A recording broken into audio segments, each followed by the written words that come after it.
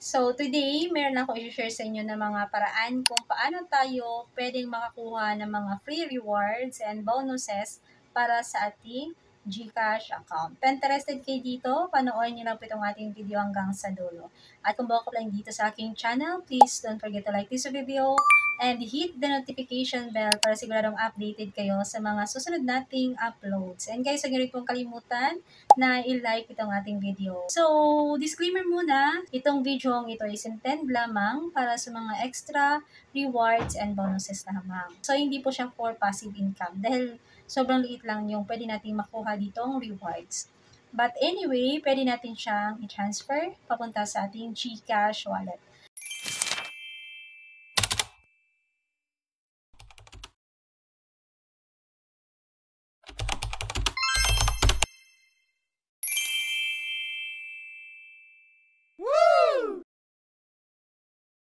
So, ngayon guys, pag-uusapan na po natin kung ano ba yung mga pwede nating gawin or gamitin na mga platform para makakuha tayo ng mga free GCash rewards and bonuses. So, lahat ng mga babanggitin ko na mga platform is libre. Okay? So, yung gagawin nyo lang po dito is gamitin siya para makakuha kayo ng rewards. So, yung unang platform is ito pong si AFK Forest. So, ito guys ay libre. And yung gagawin nyo lang po dito is itatap yung bilog. So, pipili kayo kung ano yung plants na itatanim ninyo. Kapag nakapili na kayo, i-activate nyo lang po siya. Before po siya ma-activate, meron lalabas na ad, pero isang beses lang po yan.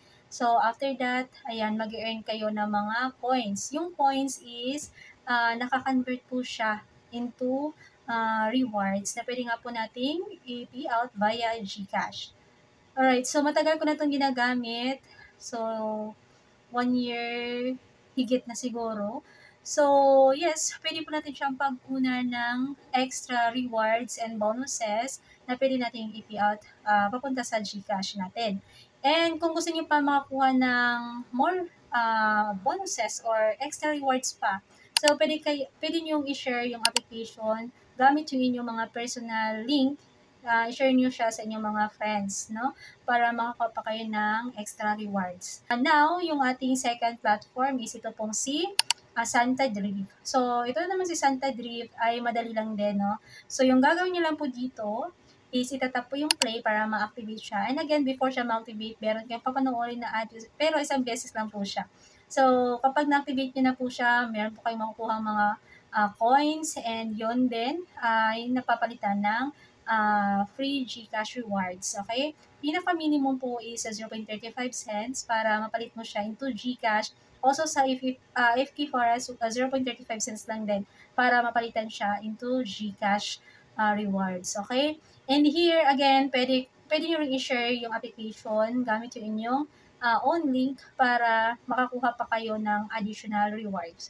Okay, so yan po yung ating second application, si Santa Drift. And then yung ating third na platform is ito pong si GV Stream. So again, libre lang din siya. And yung gagawin nyo lang is pipili ka lang kung ano yung video na ipiplay mo. So bahala ka na dyan kung ano yung pipiliin mo, nasa inyo na yan. So kapag ipiplay nyo siya, so nagkakaroon din kayo ng mga coins. So which is, pwede rin po siyang mapalitan ng GCash rewards. And again, pwede rin kayong mag-share nitong application sa inyong mga friends para dagdag rewards. So, medyo matagal ko na rin itong ginagamit and until now, nakakuha pa rin naman ako ng mga rewards sa dito. So, our fourth application is ito pong si Scratch Card. So, dito naman, pipili ka lang kung ano yung card na i-scratch mo. So, every time na mag-scratch ka ng card, meron ding lumalabas na ad.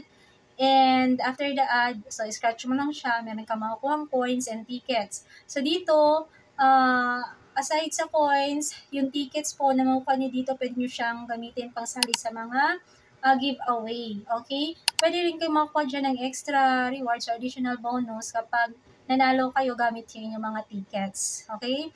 And again, dito is napapalitan din yung coins ninyo ng GCash reward. And 0.35 cents lang, pwede mo na siyang ipapalit sa inyong GCash. Okay? And lastly, is ito pong si Basket Legends. So, ito naman, sobrang dali lang din po gamitin itong platform na to. Itatap mo lang po yung start button para ma-activate yung timer. And again, before ma-activate yung timer, meron ding ad na lalabas. So, isang ad lang naman. And after that, automatic na po yan na makakakuha kayo ng mga coins, which is napapalitan po yung mga coins na yun into GCash rewards. And 0.35 cents na din yung minimum para mapalitan nyo siya into GCash. And pwede nyo i-share yung application sa inyong mga friends para dagdag rewards na din. Okay? And ayun lang guys yung mga application na pwede nyo gamitin. So, mga paraan para makakuha kayo ng mga free GCash rewards and bonuses. So, again, uulitin ko, hindi kayo makakuha dito ng passive income kasi small amount of rewards or bonus lang po yung makukuha nyo dito. Which is, yung maganda naman is, pwede natin siyang ipagpalit sa ating GCash or pwede natin siyang i-payout sa ating GCash. So, yung mga coins na nakuha natin dito, napapalitan po siya. Pwede natin ipagpalit sa GCash, pwede rin po sa Lazada, PayPal, and marami pa. Okay? So, ayun lang yung share ko sa inyo today. So, I hope na meron kayong natutunan or information dito. And I hope nagustuhan nyo guys. So, if ever man nagustuhan nyo po ito, or kahit pa paano meron kayong natutunan dito, then huwag pong kalimutan na i-like itong ating video. At kung hindi ka pa nakapag-subscribe, mag-subscribe ka na rin. So, again, maraming salamat and see you next time. Thank you for watching.